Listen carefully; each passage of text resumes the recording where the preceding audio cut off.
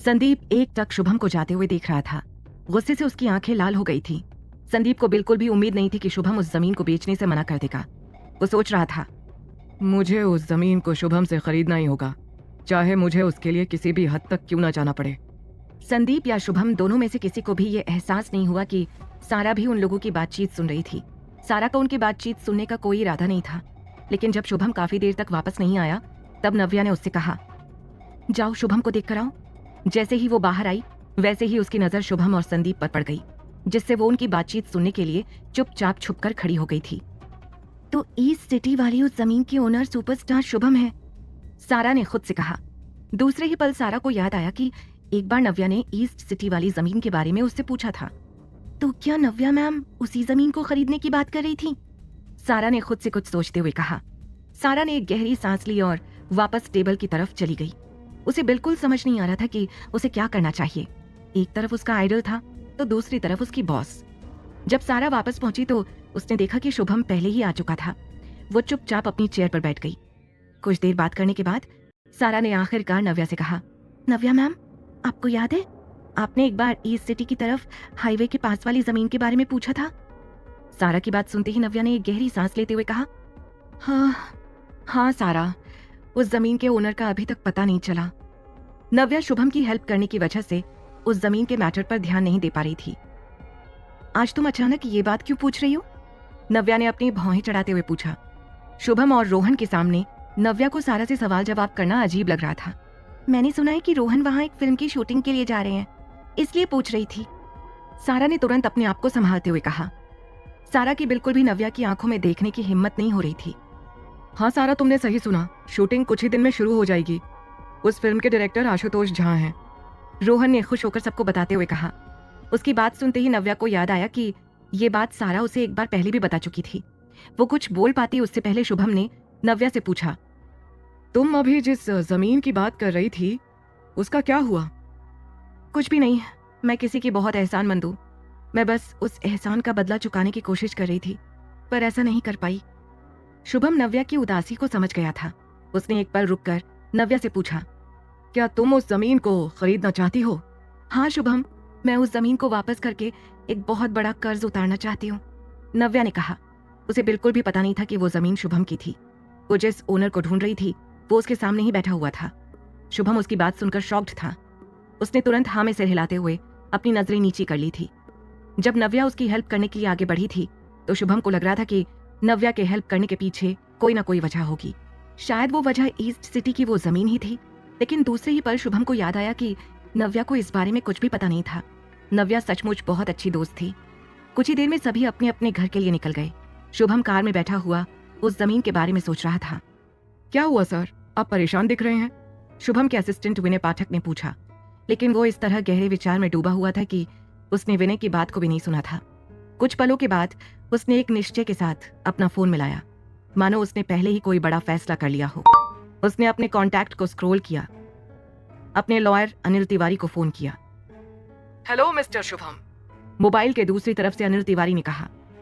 Sort out the property rights of the land in the east city. I want this done as quickly as possible. Shubham ने बिना किसी formality के सीधे मुद्दे की बात करते हुए अपने लॉयर से कहा।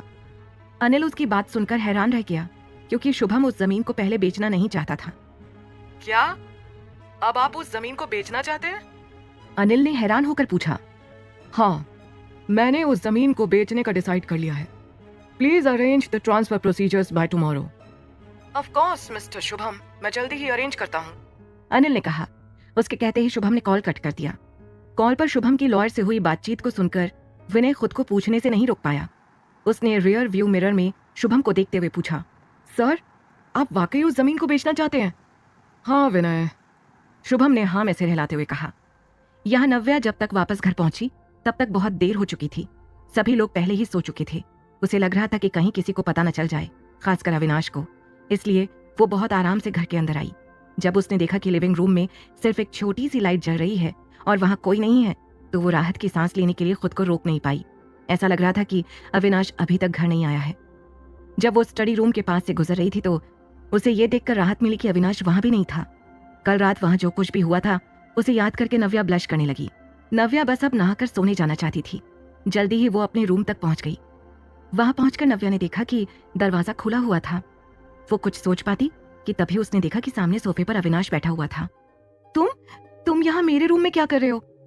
मुझे लगा कि तुम आज रात वापस नहीं आओगी। मैं शुभम और बाकी लोगों के साथ डिनर करने चली गई थी, वहां थोड़ा लेट हो गया। नव्या की बात सुनकर अविनाश ने कुछ भी नहीं कहा। वो बस नव्या को ठंडी नजर से देखे जा रहा था। नव्या ड्रिंक करने के बाद ज्यादा देर तक खड़ी नहीं रह पा रही थी, इसलिए अपनी बात बोलकर जल्दी ही बेड पर आकर टिक गई। उसने अविनाश को अपनी तरफ घूरते हुए देखकर कहा, तुम मुझे ऐसे क्यों घूर रहे हो? I haven't done anything wrong. I went out for a meal with my assistant Sara and my client. Navya ने जानबूझकर रोहन का नाम नहीं लिया, लेकिन फिर भी अविनाश उसे घूरे ही जा रहा था। Do you often smell like alcohol after a meal? Avinash की बात सुनते ही नव्या एक पल के लिए घबरा गई। वो समझ गई थी कि अविनाश को पता चल चुका था कि उसने शराब पी हुई है। मुझसे नाराज मत हो अविनाश, नव्या ने बच्चों की तरह क्यूट बनते हुए अविनाश से कहा। नशे में उसे बिल्कुल समझ नहीं आ रहा था कि वो क्या कर रही थी। अविनाश ने उसके बिल्कुल पास जाकर कहा, I am just telling you as my wife what you can do and what you cannot do. I've warned you again and again. I know I was wrong. I won't dare to do it again, okay? नव्या ने उसी अंदाज में कहा। नशे की वजह से नव्या का सिर अब झूमने लगा था। Fine, but no more mistakes. Otherwise, Avinash ने अपनी बात आधी ही कही थी और उससे पहले वो नव्या के बिल्कुल नजदीक पहुंच गया था।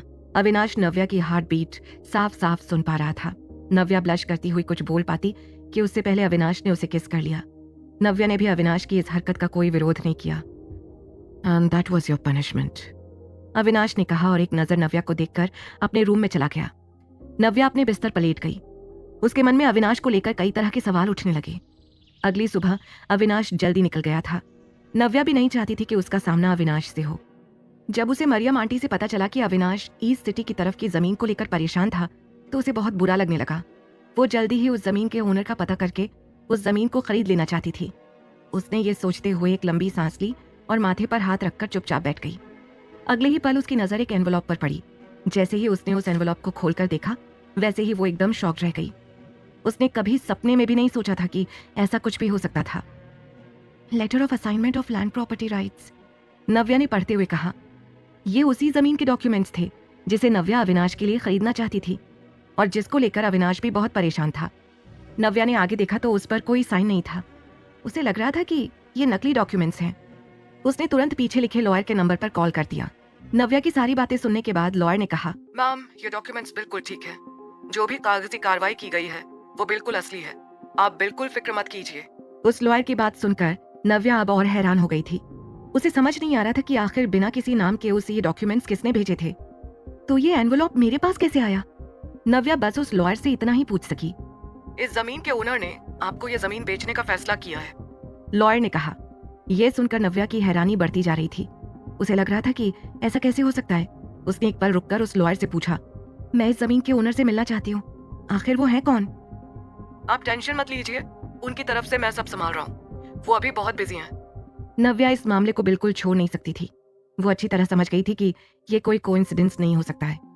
वो उस जमीन के ओनर से किसी भी हालत में मिलना चाहती थी। उसने जोर देकर कहा, लेकिन मैं किसी भी हालत में उनसे मिलना चाहती हूँ, क्या आप मेरी ये बात उन तक पहुंचा सकते हैं? माफ कीजिए, लेकिन वो अभी किसी से भी नहीं मिल सकते, वो अभी बहुत बिजी हैं। लॉयर ने साफ मना करते हुए कहा। ओके, मैं आपको बाद में कॉल करती हूँ, नव्या ने कहा और कॉल कट कर दिया। नव्या को समझ नहीं आ रहा था कि वो इस जमीन के ओनर का पता कैसे लगाए। दूसरे ही पल उसे याद आया कि एक ही आदमी ये काम अच्छी तरह कर सकता था।